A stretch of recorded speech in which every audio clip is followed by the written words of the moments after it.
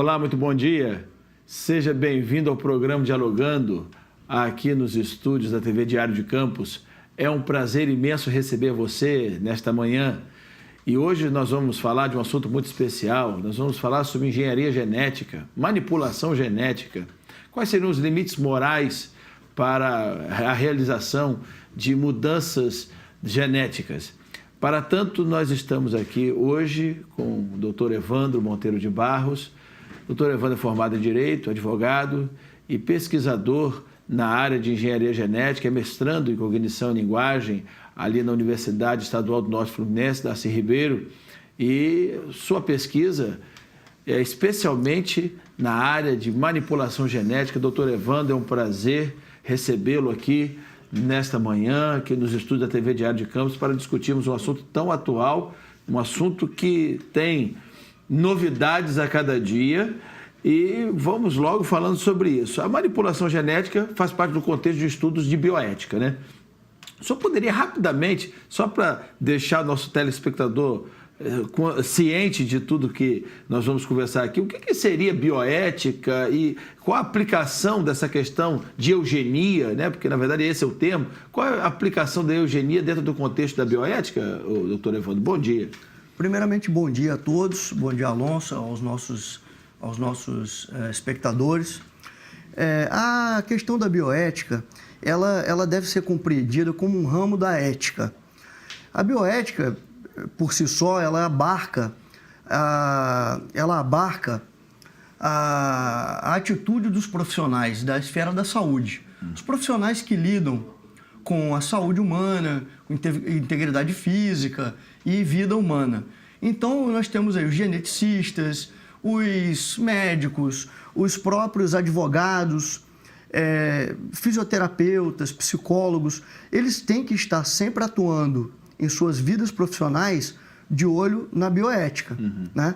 Que é aquela ética que eles têm que respeitar. Cada um tem seu código de ética, né? Em sua profissão, tem que estar sempre sendo visitado. E é basicamente isso. A eugenia, o tema de bioética, que na verdade eu pesquiso eugenia, a bioética ela abarca também questões sobre o aborto, eutanásia, esses temas que são bastante discutidos aí no mundo a respeito da proteção do ser humano. Seria um estudo de questões relacionadas à vida, né? A vida humana em geral. A saúde, em última instância, que seria o bem maior, a vida. Sim. A vida humana. Tá certo. E a eugenia faz parte desse contexto. O que seria a eugenia? Eutanásia é a boa morte. Eugenia é o quê? É um contraste, né? Porque a eugenia seria o bem-nascer. O bem-nascer. Foi um termo cunhado por Francis Galton, que curiosamente era primo de Charles Darwin, um cientista muito conhecido, que escreveu sobre a teoria da evolução das espécies. O Galton, ele batizou a eugenia porque ele pesquisava o melhoramento da espécie humana através de cruzamentos, né, selecionados. Então, ali ele almejava seres humanos como se fosse tentar atingir uma perfeição, né? Ele fazia suas experiências, né, e ele trouxe isso à tona, essa ciência à tona, digamos assim. É interessante que, na verdade, processos de eugenia sempre aconteceram, né? Casamentos entre tribos. De certa maneira, a eugenia sempre... Não com essa tecnologia hoje, que você pode escolher se seu filho vai nascer com olho azul, ou verde, ou preto. Não, mas sempre aconteceu na questão das tribos, né? A eugenia sempre aconteceu de certa maneira, ainda que muito rudimentar, mas sempre aconteceu dessa maneira, né? Nós podemos dizer que os ideais eugênicos sempre existiram. Quando o Platão escreveu lá a República, por exemplo, ele não tinha, a sociedade grega não detinha as tecnologias que nós temos hoje. Sim. A ciência ainda não existia nem ciência, porque eles estavam ainda no plano das ideias. Mas ele teve ali, certamente idealizou uma classe de guardiões que seria uma classe perfeita. Então, através de cruzamentos entre notáveis, ele iria produzir uma classe de guardiões perfeitos. Então, os ideais eugênicos sempre existiram realmente. Agora, as ferramentas para que se realize um projeto eugênico, elas foram surgindo ao longo da evolução científica. Sim. Na verdade, pelo menos nos registros históricos, até antes mesmo de Platão, né? Porque a própria Bíblia, quer dizer, Platão ali viveu mais ou menos ali... Os 400 antes de Cristo, mais ou menos. Né? Mais ou menos, quer dizer, mas você vê desde lá em Moisés, né, que já vem 1000 anos antes de Cristo, 1000 e poucos anos antes de Cristo, projetos eugênicos, né? As próprias tribos de Israel, lá elas tinham que casar entre eles, até por uma questão da própria sustentabilidade da tribo. Né? Havia nesse sentido, né? Doutor Evandro, agora dentro desse contexto surgem outras questões, né? Porque você tem a eugenia, essa questão histórica toda, a gente já colocou aqui, sempre existiram projetos eugênicos, mas agora nós temos hoje uma tecnologia aí imensa. Essa tecnologia não trouxe problemas morais novos, porque os problemas da humanidade continuam sempre os mesmos, né? Até que ponto a gente pode manipular a vida de outra pessoa, a gente pode usar a outra pessoa para o nosso próprio contexto, né? Agora, com esse aparato tecnológico que nós temos, nós vemos agora que a gama de possibilidades, né, aumentaram muito. Você poderia ponderar para a gente quais seriam assim, os limites morais para manipulação genética? Existiriam tais limites? Existiria até que ponto, até qual ponto que isso já se torna uma coisa não permissível moralmente, né? A questão, o nosso trabalho de pesquisador hoje é esse. Porque... Bioeticista, né? Na verdade, o nosso trabalho é mais filosófico, né? Porque a gente trabalha com questões e, inclusive, a cada dia que surge alguma coisa nova, alguma tecnologia nova, a gente se pergunta, será que isso, moralmente falando, seria permitido? Será que até onde a gente pode ir a respeito do nosso próprio corpo, por exemplo, né? Então, essas coisas, essas novas tecnologias, elas nos trazem a pensar. O trabalho é esse, não é assim, basicamente responder essas questões, é trazer as questões e pensar sob o prisma da bioética. É esse o nosso trabalho, porque a gente tem que evitar o que aconteceu no passado, um passado triste. Nós tivemos aí uma Rússia stalinista, né, a União Soviética stalinista, que implantava uma eugenia estatal. O próprio Hitler, na Alemanha nazista, ele tinha um projeto eugênico que foi implantado e ele conseguiu implantar isso de uma maneira que gerou um mal-estar mundial, né? Agora, hoje, o grande perigo é que a gente não está só pensando no âmbito estatal. Hoje já é possível uma eugenia entre particulares, uma eugenia do próprio indivíduo. Então, assim, basta que um casal, por exemplo, tenha meios econômicos para fazer essa empreitada, ele vai poder fazer. Ele vai poder fazer um filho, projetar um filho que tenha os olhos de acordo com o desejo dos pais, a sexagem fetal, que é a escolha do sexo da criança, já é possível fazer, basta você ter uma condição financeira para isso. E dentre outros. Agora, no meu ponto de vista, até agora na pesquisa, eu já consegui enxergar que uma eugenia benéfica, por exemplo, você pode eliminar certas doenças. O caso da hemofilia, uma doença terrível. A hemofilia, você já consegue acabar com ela no embrião. Quem não gostaria de poder fazer isso por um filho? Eu estava até conversando nos bastidores, eu tenho bronquite, então uma vez por ano, assim, mais ou menos, eu tenho uma crise terrível. E se eu pudesse realmente não transmitir esse malefício a um filho, eu não acho que teria alguma coisa de imoral nisso, não. Eu acho que a ciência a serviço do homem, para o bem do homem, né? Não um projeto eugênico que vai fazer de uma criança um jogador de basquete porque o pai sonhou em ser um jogador de basquete e não se tornou um jogador. Ele quer que o filho seja. Então, ele quer um filho alto, atlético, vai manipular geneticamente para esse fim. o ser humano ele não pode ser usado para um fim, porque aí está a questão da liberdade que vem à tona e ela está sendo ferida. E é isso aí que a gente estava comentando também, inclusive em outras conversas com profissionais de outras áreas, que o intuito da pesquisa é interdisciplinar. Sim. Conversar com biólogos, com pessoas de outras áreas. No âmbito jurídico, isso é muito importante. Como o direito vai se comportar face a essa evolução da ciência? Como a legislação vai se comportar? O Michael Sandel, que é um filósofo americano, atualmente ele dá aula em Harvard.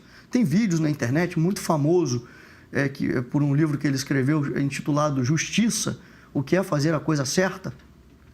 E agora com esse livro que eu pesquiso, que tem como título Contra a Perfeição, que é a ética na era da engenharia genética. O Michael Sandel, ele inclusive fala nesse livro a respeito de subespécies humanas, os melhorados e os naturais.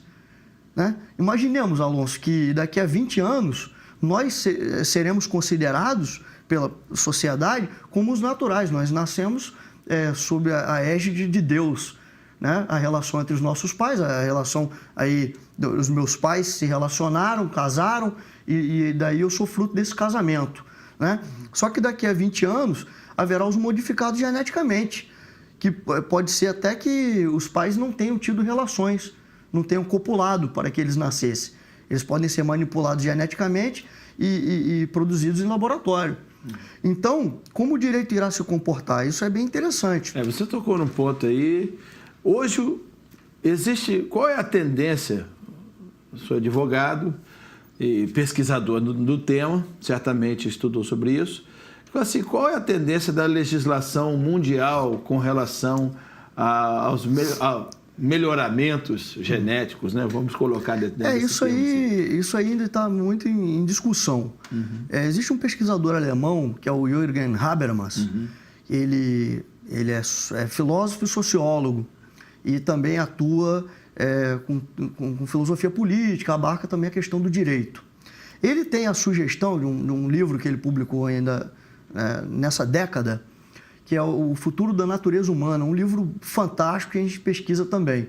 A gente estuda esse livro para debater essas questões, inclusive da legislação. Ele sugere que a comunidade europeia, em seus países principais, deve se reunir para discutir a respeito desse futuro da natureza humana, que está próximo, está bem próximo, e definir, convencionar como será o comportamento da legislação. Porque nós sabemos que o direito ele é dinâmico, ele não é estático. A sociedade vai evoluindo e o direito ele não pode ficar parado, porque, inclusive, as normas elas vão além da legislação. A legislação positivada, aquela que está escrita, ela fica parada. Mas a norma não é só aquilo que está escrito. São os entendimentos dos tribunais, né? São os entendimentos dos magistrados e o comportamento da própria sociedade intelectual jurídica. Então, o Habermas ele traz essa discussão. Na Inglaterra, por exemplo, temos aí uma questão interessante. No ano passado, a legislação deles avançou no sentido de permitir os transhumanos. Como eu explicaria isso? Uma mulher ela pode hoje ter 3 homens como doadores de esperma e é feita uma seleção entre o melhor de cada esperma desses homens e é implantado nessa mulher. Então, essa criança que vai nascer, ela é uma criança modificada geneticamente, né? Porque ela tem 3 pais, 3 homens como pais, e ela tem o melhor de cada um. Suponhamos que um seja um corredor, o outro seja um exímio matemático e o terceiro tenha dons para aprender línguas estrangeiras. Então, essa criança vai se beneficiar de todos esses atributos. Na Inglaterra já é permitido.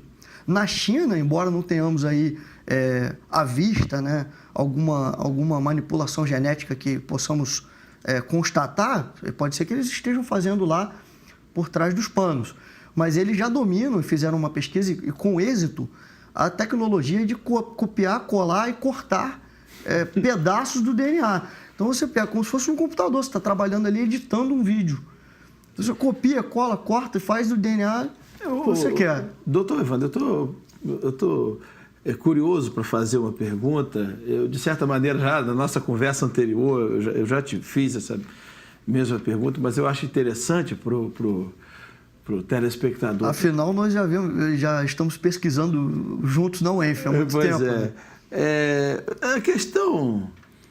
E se a própria deficiência, a limitação humana, por exemplo, imaginemos um caso, uma situação hipotética de uma pessoa que se tornou notável no mundo até pela própria deficiência, a deficiência dessa pessoa fez com que ela tivesse outras habilidades e essas outras habilidades mais apuradas fez com que ela se tornasse uma pessoa notável no mundo. Notável no mundo. Essa interferência, ela não pode até prejudicar essa diversidade, essa variedade e a surpresa que é o grande achado do ser humano, essa questão do acaso. O acaso que transformou numa situação muito boa, digamos assim. Não sei se você compreendeu o que eu estou perguntando, mas é dentro desse contexto. Porque às vezes você manipula lá, você vê que aquela pessoa vai ter uma tendência ou vai nascer cega, mas aquela cegueira vai desenvolver nela outras potencialidades que ela pode se tornar uma pessoa notável no mundo e aonde estiver. Eu conheço pessoas assim, né? Sim. Você não acha que essa manipulação, até para tentar consertar uma deficiência, não atrapalharia para outras coisas e até atrapalharia ela de ser uma pessoa notável no mundo? Não causaria uma uniformidade no mundo, não? Isso aí é uma questão bem interessante a ser abordada. Uma coisa é você tentar sanar uma deficiência. Outra coisa é o que aconteceu nos Estados Unidos, um caso até que o Michael Sandel traz no livro, de que um casal de mulheres que desejava ter um filho surdo, elas eram surdas e elas mais ou menos manipularam. Com conhecimento científico, elas pesquisaram um doador que tinha a característica também de ser surdo e a genética, né, que foi feito um estudo genético sobre ele de gerações anteriores para poder saber a probabilidade de nascer um filho surdo. E elas conseguiram essa empreitada, nasceu mesmo um garoto surdo e elas se consideram felizes. Quer dizer, uma coisa é você deixar nascer naturalmente, outra coisa é você impor isso ao ser humano, porque aí você está ferindo liberdades. Pois é. Você sabe que a chamada regra de ouro, né, dentro da própria teologia cristã, dentro desse contexto, aquilo que você quer que os homens vos façam, fazei vós a eles, que deve ser interpretado da maneira negativa, né? Uhum. Aquilo que você não quer que os homens vos façam, você não faça a eles. É a partir dessa regra fundamental da teologia cristã que a manipulação genética se torna perigosa. Esse perigo de você manipular a vida de terceiros para que ela nasça, ele ou ela nasça em determinadas características, que futuramente ela mesma não ia querer ter aquelas características.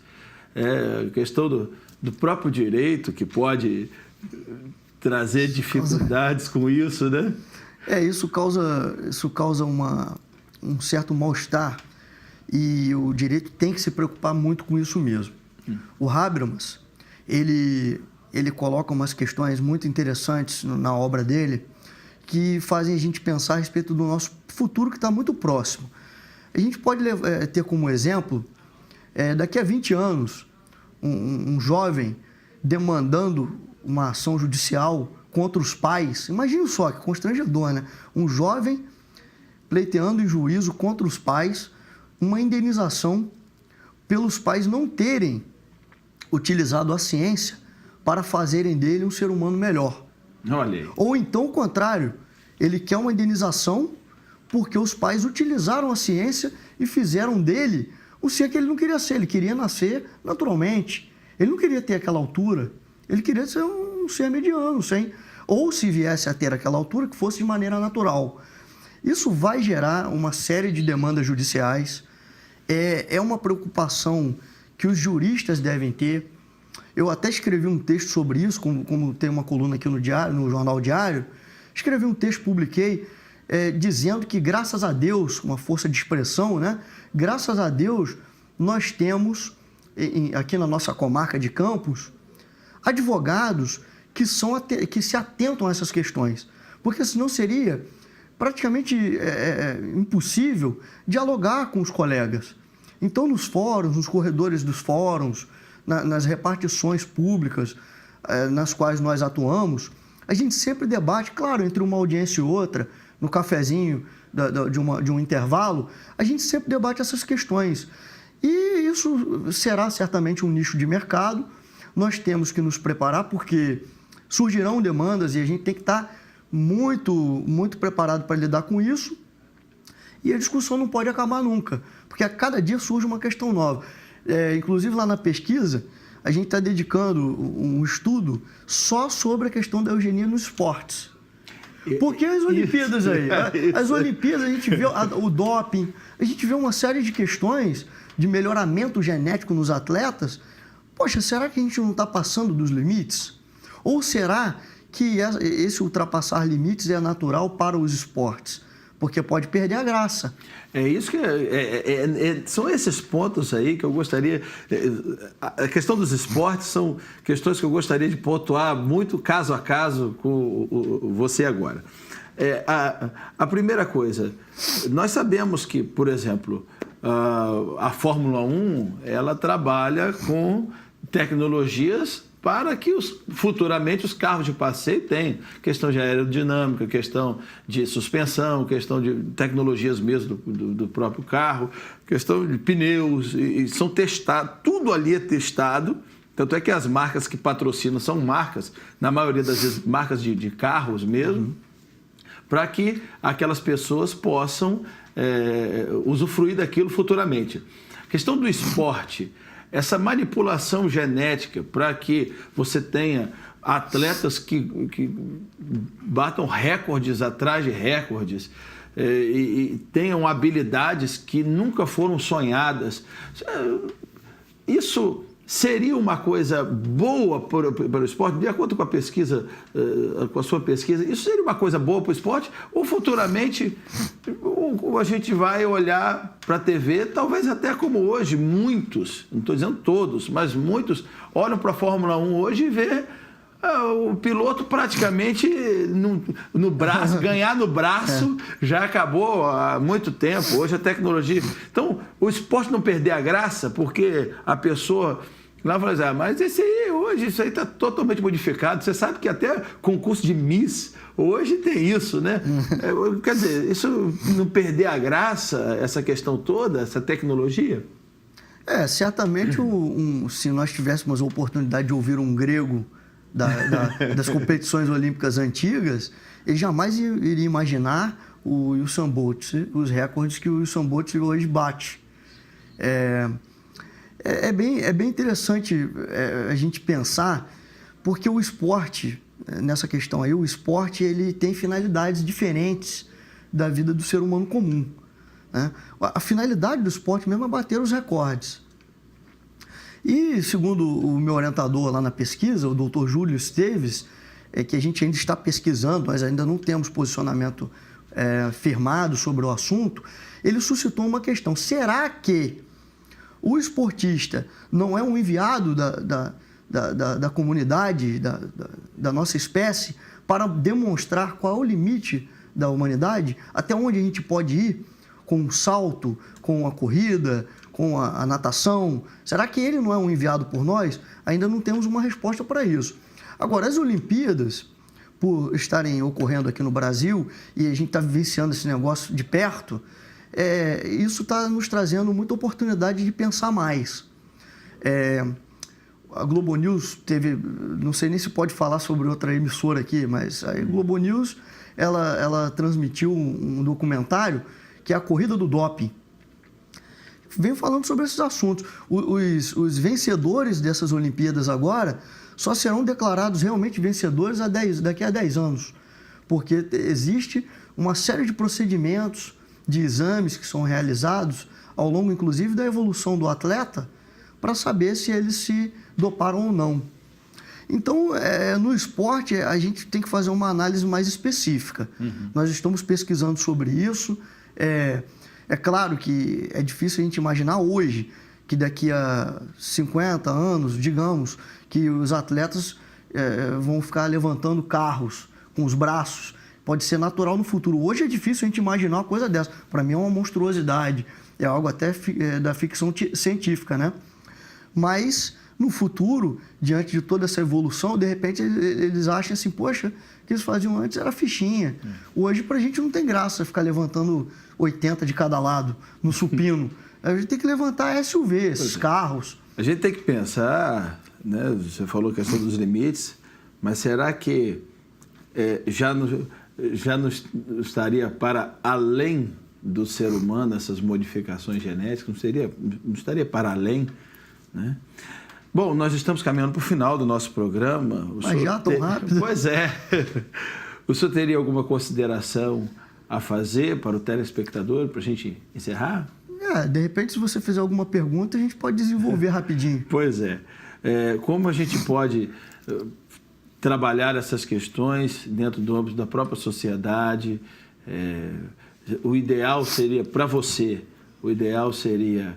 mudar geneticamente, o que deveria ser acertado, ou se nós não mais devemos deixar a vida correr seu curso? O que você acha? Rapidamente. Rapidamente, eu acho o seguinte, como eu já havia falado antes, a ciência ela tem que nos beneficiar.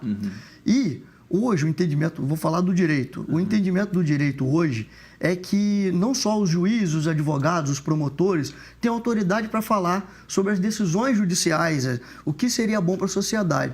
Chamar essa sociedade para perto, que a mídia hoje já ajuda muito, né? Todo mundo tem acesso, e qual é a opinião da sociedade? Vamos ouvi-la. Esse é o melhor caminho, ouvir a sociedade para saber o que nós queremos para um futuro. Doutor Evandro, foi um prazer imenso receber. Eu que agradeço, que é isso, estou à disposição. Você aqui, muito obrigado pela sua presença, muito esclarecedora a nossa conversa aqui. Estamos chegando ao final do programa Dialogando. Queremos agradecer a você pela sua atenção e pela sua audiência. Um grande abraço, um bom final de semana, que Deus te abençoe. Tchau.